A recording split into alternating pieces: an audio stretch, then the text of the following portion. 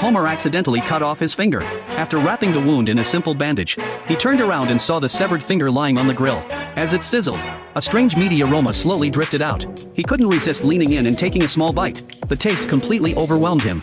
Homer sprinkled on some seasoning and ate the entire finger clean up, finally tossing the bone into the trash can. However, after satisfying his hunger, a strong sense of guilt suddenly washed over him.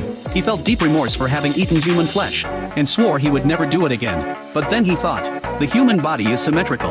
If his left hand was missing a finger, his right hand shouldn't be any different. So he placed another finger on the grill. By this time, Homer's craving for his own flesh and blood had become uncontrollable. One finger was far from enough.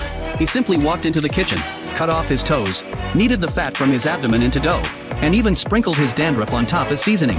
After his feast, Marge's voice suddenly came from outside the door.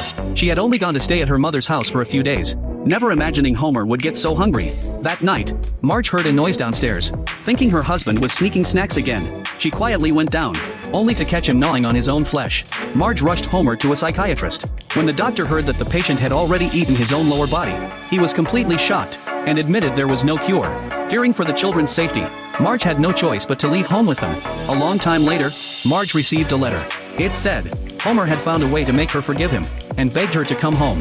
When Marge pushed open the door with the children, she found the house had been turned into a restaurant. A food critic relayed Homer's final words to her. Maybe I was a failure, but I was also the rarest ingredient in the world.